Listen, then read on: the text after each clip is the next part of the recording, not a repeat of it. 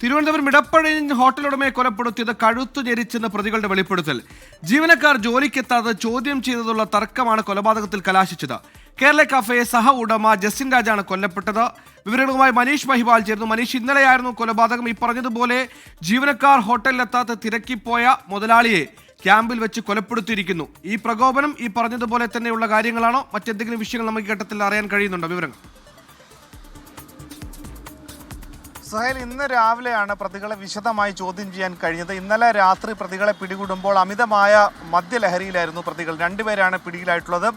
അതൊന്ന് രാജേഷ്, തിരുവനന്തപുരം സ്വദേശിയാണ് രാജേഷ്. മറ്റൊന്ന് ഇതര സംസ്ഥാന തൊഴിലാളിയായിട്ടുള്ള ദിൽ കുമാറാണ്. ഈ രണ്ടുപേരെയും വിശദമായി ചോദ്യം ചെയ്തു. അവർ ആദ്യ ഘട്ട ചോദ്യത്തിൽ തന്നെ കുറ്റം സമ്മതിച്ചിട്ടുണ്ട്. ഈ സഹ ഉടമയായിട്ടുള്ള ജസ്റ്റിൻ രാജിനെ കൊലപ്പെടുത്താനുള്ള കാരണം ഇത് സംബന്ധിച്ച് 2-3 ദിവസമായി ഇവർ വീട്ടിൽ തന്നെ, അതായത് ഇവർ വാടകയ്ക്ക് താമസിക്കുന്ന മുറിയിലിരുന്ന് തന്നെ മദ്യപാനമായിരുന്നു. ഇവർ ഈ ഹോട്ടലിലെ പണിക്ക് വേണ്ടി എത്തിയിരുന്നില്ല. ഇത് ചോദ്യം ചെയ്യാൻ വേണ്ടി എത്തി അത് തർക്കത്തിലേക്ക് വന്നു. അങ്ങനെ തർക്കത്തിനിടയിൽ അത് അങ്ങോട്ടും ഇങ്ങോട്ടുള്ള ഒരു ഏറ്റുമുട്ടലായി മാറി. അങ്ങനെ 2 പേർ ചേർന്ന് ജസ്റ്റിനെ, അതായത് കൊല്ലപ്പെട്ട ഇയാളെ അവിടെ വെച്ച് കഴുത്ത് ഞെരിച്ച്, തുണി ഉപയോഗിച്ച് കഴുത്ത് ഞെരിച്ച് കൊലപ്പെടുത്തി, കഴുത്ത് ഞെരിച്ച് ശ്വാസം മുട്ടിക്കുകയും പിന്നീട് മർദ്ദിക്കുകയും ചെയ്തു. ഈ മർദ്ദനത്തിലും ഒപ്പം തന്നെ ഈ കഴുത്ത് ഞെരിച്ച് ശ്വാസം മുട്ടലിലാണ് മരണം സംഭവിച്ചിട്ടുള്ളത്.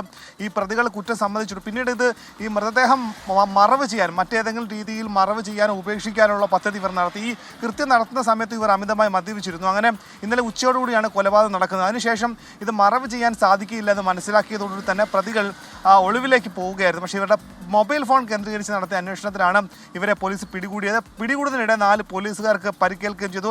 ആ സമയത്ത് പോലീസ് മഫ്തി വേഷത്തിൽ ആയിരുന്നു അവിടെ എത്തിയത്. ആ സമയത്ത് പോലീസുകാരുമായി ഏറ്റുമുട്ടലുണ്ട്. അങ്ങനെ 4 പോലീസുകാരെ ആക്രമിച്ചു. ഇതുമായി ബന്ധപ്പെട്ട് നിലവിൽ ഈ പ്രതികളെ ഇന്ന് വൈകിട്ടോടുകൂടി തന്നെ കോടതിയിൽ ഹാജരാക്കും. ഈ ഇൻക്വസ്റ്റ് നടപടികൾ പൂർത്തിയായി മൃതദേഹം തിരുവനന്തപുരം മെഡിക്കൽ കോളേജിലേക്ക് മാറ്റിയിട്ടുണ്ട്. സുഹൈൽ. ശരി, മനീഷാണ് വാർത്തയുടെ വിശദാംശങ്ങൾ നൽകിയത്.